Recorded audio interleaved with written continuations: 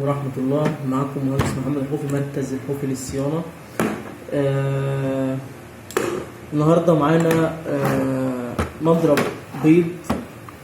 تمام، طبعا هي مضرب البيض معظم مشاكله كلها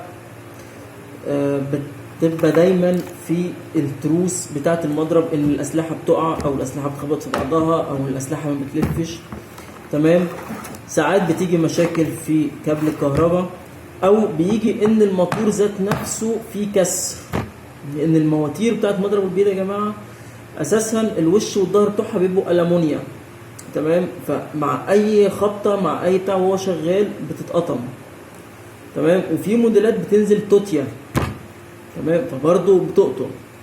فمعظم المواتير النهارده في ظل الاسعار، طبعا هي المواتير كلها بتاعت مضرب البيض متوفره ما عدا الموديلات القديمه زي المضرب اللي في ايدينا دوت.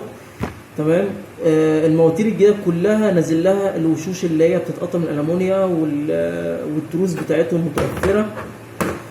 فنرجع لموضوعنا انا عشان ما اطولش طبعا في الفيديو. المضرب اللي قدامنا دوت العميل بيشتكي ان الموتور صوته غريب، وان الموتور بيطلع ريحه شياط، وان التروس السلاح ما بيلفش. طبعا انا لما فحصت الجهاز تمام لقيت ان التروس فيهم واحد مفوت. طبعا انا بنغير الطقم على بعضه، يعني انا ما بحبش اغير قطعه واسيب الثانيه يعني. تمام، لان معنى ان واحد فوت بيبقى زميله خلاص برضو ايه قرب يبوظ يعني. تمام، هي القصه في مضارب البيض فكه وتجميعه. ليه؟ لان المضارب القديمه سهله، مسمارين في الوش او 3 مسامير من جنب واحد. تمام، فكهم تلاقي المضرب طلع نصين. الحقيقه جميله وبسيطه وسيمبل خالص. الحاجات الجديده الشركات بتتفنن طبعا ان هم يعملوا ديزاينات جديده واشكال جديده وحاجات تشد العميل، فده سبب بيخلي بقى ان هم يعني الموضوع بقى متعب، وفي حاجات ياما وتركات كتير فك. يعني الموضوع بقى فيه كليبسات وقطع بتتشال الاول كليبس قبل مسامير، سوست كتير للزراير، حاجات فيها امان ان ما ينفعش تنزل السلاح من غير ما تطفي الجهاز. طبعا كل دي حاجات بتصعب عمليه الفك والتجميع بالذات. يعني سيبك من الفك امره سهل جدا، تعالى جمع بقى. تمام، فالقصه كلها بيبقى في الفك والتركيب زي ما قلنا، محتاج تركيز ان انت تبقى متذكر انت فكيت ايه عشان تعرف تجمعه تاني ازاي. تمام، فاحنا معانا المضرب زي دوت كده. انا بالفعل المضرب ده موضوع بسيط، ده مسمارين خلاص. المضرب بيتفك بكل بساطه. الموتور اهوت، التروس قدام. تمام، طبعا انا لما جيت اجرب المضرب دوت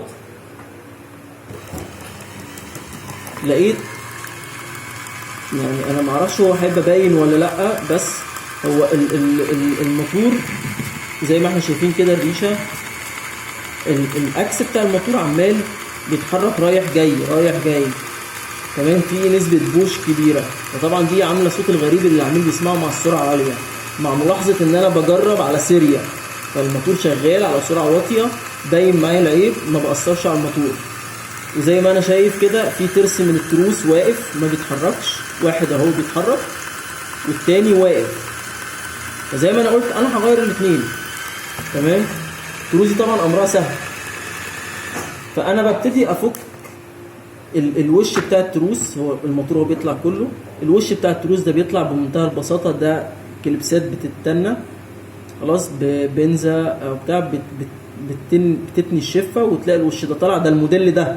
في موديلات تانية بتبقى الوش بتاع التروس ده بيتفك بمسمار من فوق ومسمار من تحت، يعني حسب المضرب اللي احنا شغالين فيه. طبعا هيجي لنا من الحاجات المضرب اللي انا بتكلم عليها ده كتير وهوريها لكم يعني. انما اللي قدامنا دوت انا بالفعل هضطر افك الوش بتاع التروس اطلعه. طبعا بيتباع له وش كده على بعضه اهوت بتروسه، تشيل الوش ده وتحط الوش تاني بمنتهى البساطه. ده اللي هو يعني مش عاوز يفك التروس من جوه، يعني الموضوع متسهل جدا. تمام، طبعا يا جماعه انا برضو حابب الفت النظر لحاجه. انا بقول الحاجات ديت وبقول العيوب وطريقه التصليح بايجاز. هو مش شرط كل في البيت هيقدر ان هو يعمل الكلام دوت، او عنده العده او عنده الصبر او ان هو يركز، لان في ناس بتفك الحاجه وبعدين تفك بتبوظ منها بزياده. بس على الاقل او اضعف الايمان ان انت تبقى عارف الحاجه اللي عندك مشكلتها ايه، عشان ما حدش يضحك عليك ويكبر لك القصه ويفهمك ان هو عمل انجاز تاريخي ما حصلش زيه قبل كده.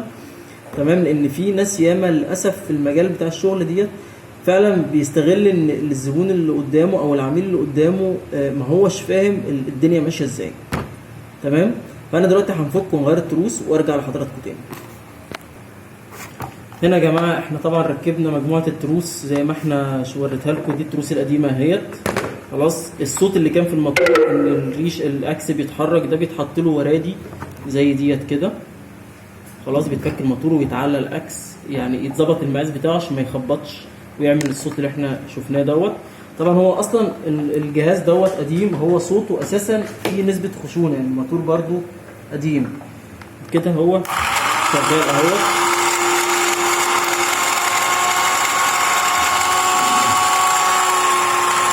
تمام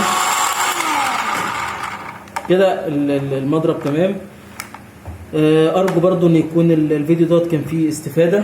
لو في اي تعليق، في اي استفسار عن اي حاجه، انا تحت امر الجميع. شرفتوني كلكم بالمتابعه، والسلام عليكم ورحمه الله.